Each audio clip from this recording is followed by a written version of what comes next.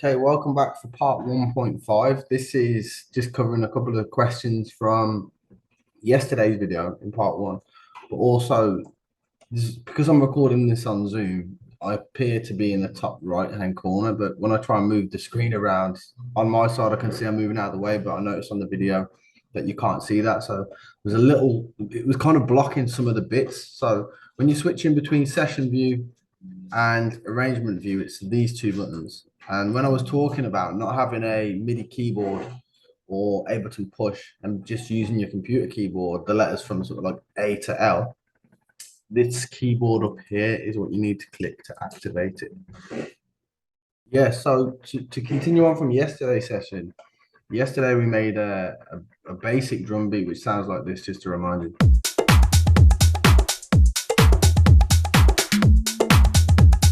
Now, I've had a question on Facebook from Steve-O, so thanks, Steve, for highlighting it. When you watched when I was recording, how I kind of recorded in some of the percussion beats. Now, what I'm going to do is I'm going to show you on Ableton Push. Just going to hit record so you can see.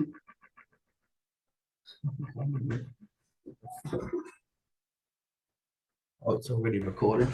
I'm going to show you on Ableton Push, and then I'm going to show you how to do it without push. Because as I mentioned, this is a beginner's tutorial, so you don't need any of the setup, you don't need all the gear and no idea. You can literally just do it with your keyboard. So if I just drag on, I've created a MIDI track there. If I just move myself out of the way, remember it's the same here, so this will be the MIDI track. I could create a clip there, or I could just record it in here, but we'll start with a clip. So for example, we're going to drag on a bongo drum rack. So I've gone to drums, I've gone to bongo, just to make it simple. As you remember from yesterday, you can just drag a drum rack on, drag as many samples as you want into these pads. I mean, you've got loads of space, look. So you can just go to samples folders and drag them on. It works in exactly the same way. So with push, what push does is it gives you individual pads, as you can see there. Now, the way that I normally do percussion is, push is quite cool, it makes it really easy. I'll click repeat on the side, and you've got different sort of repeat. The word would be lengths. So this is a 16th repeat. If you press and hold it, it just repeats it over little 16th notes. If you turn it down to say 1/8, you'll hear that. It's like what the trap guys do. What they'll do is they'll start and they'll just mess around. I mean, that sounds weak as fuck, but when you hear this sort of trap hi-hats, that's what they're doing. They're just changing the length of how many hits.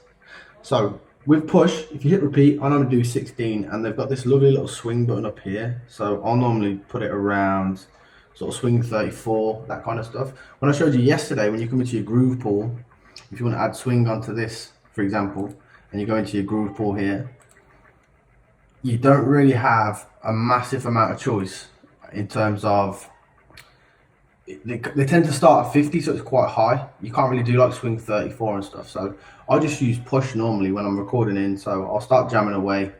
Let me just turn this off, and that's swung. If I turn it off, you'll hear when it's not swung. Very robotic and very straight.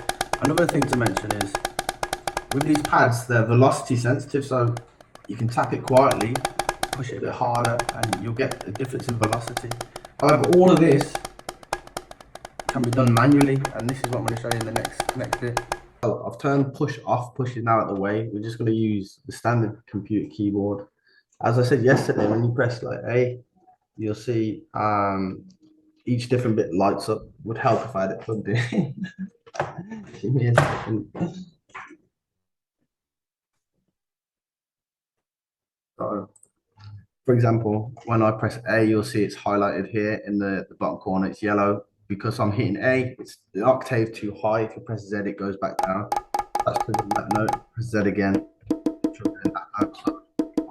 A, S, D.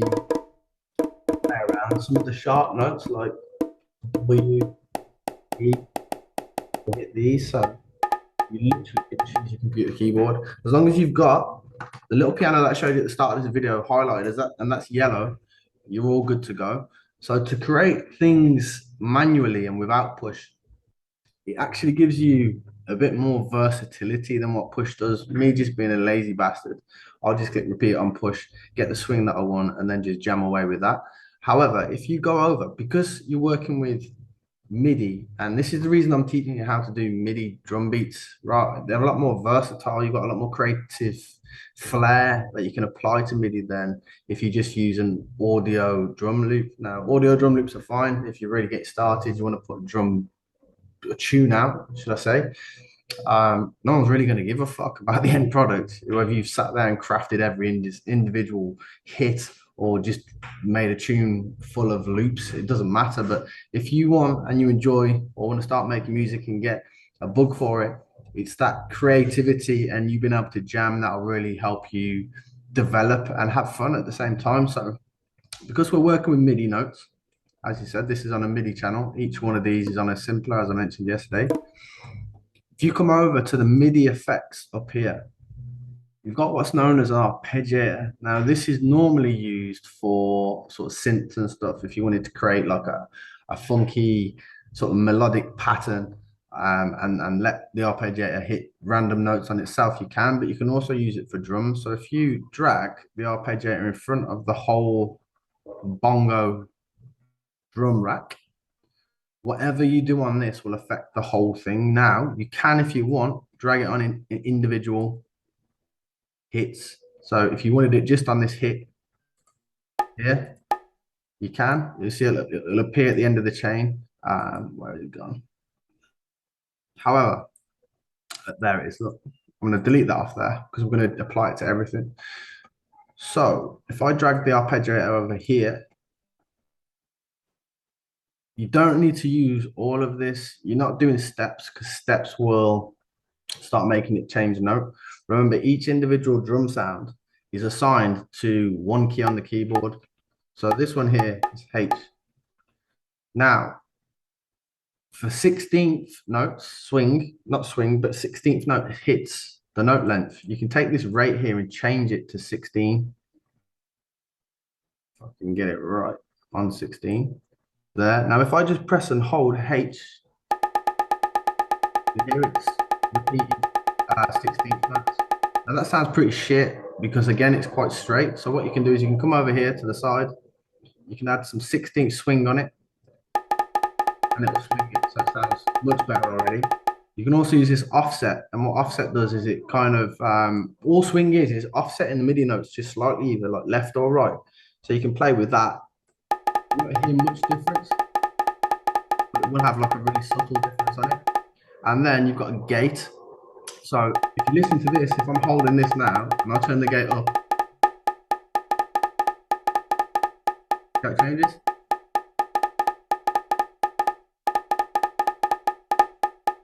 All of these things you can automate as well, which I'll show you afterwards, which will really make it much more dynamic and easy for you to do. So for example, if we wanted to record this in, I'm going to hit play and I'm just going to tap it a few times and see how this sounds. Ready?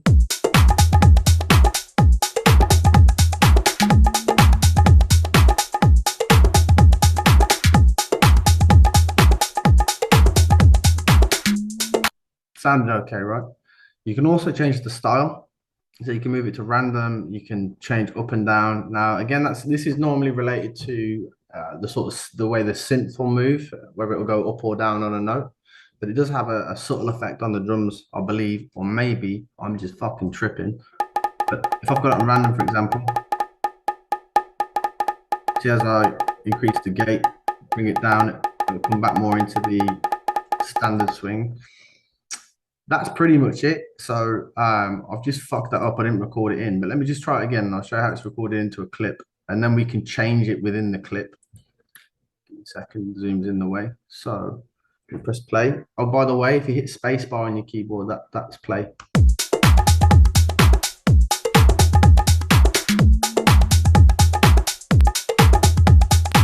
Again, hit the box. There we go. So that's recorded in. These are just the notes I played.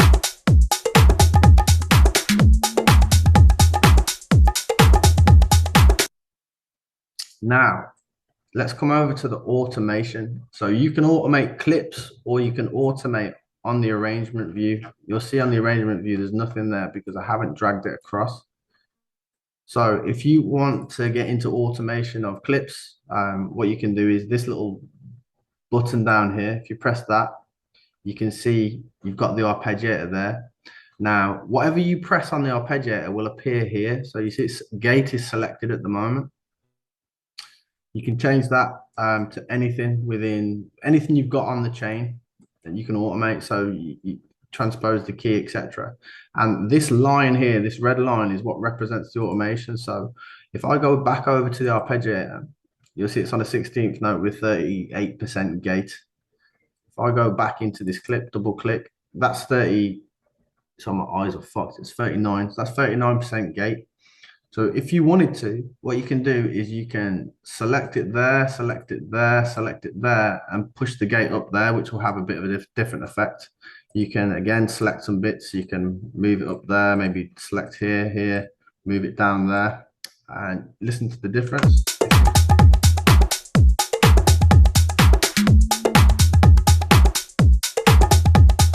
See how it missed this one out? It kind of stuttered a bit more sparsely there. Didn't really have much of an effect there because there's no fucking note on it. But that's how you automate a clip.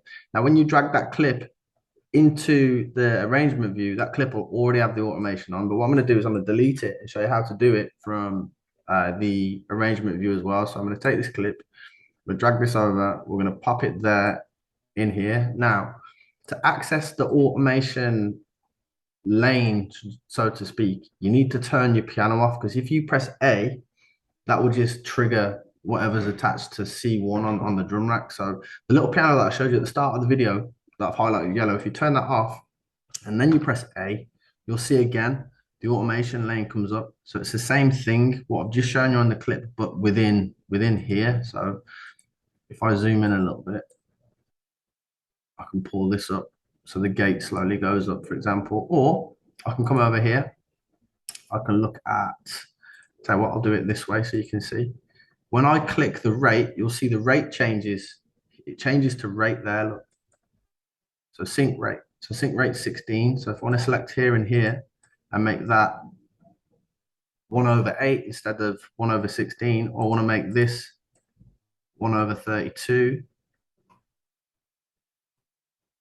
That's how you automate. And then again, you can press A to turn it off, click your keyboard back on. But if you listen to the difference now with this,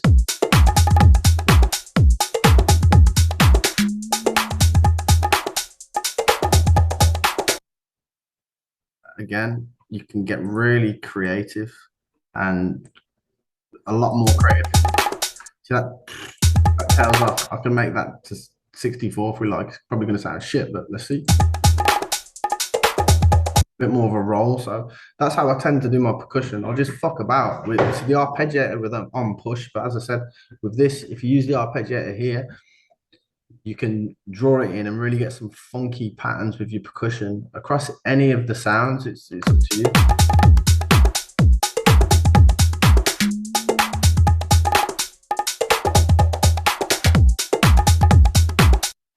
That's it. Any more questions? Just give me a shout. Nice one.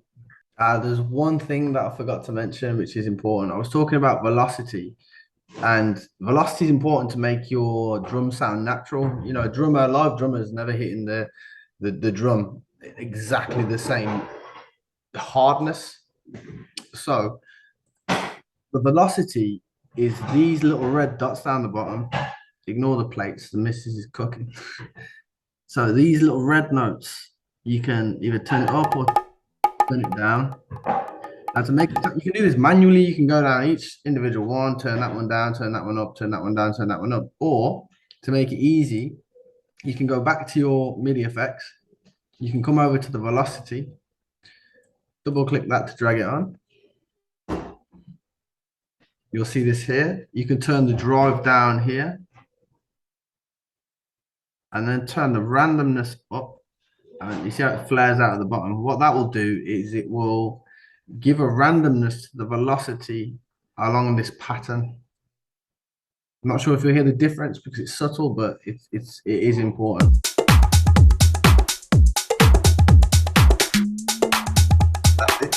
Yeah.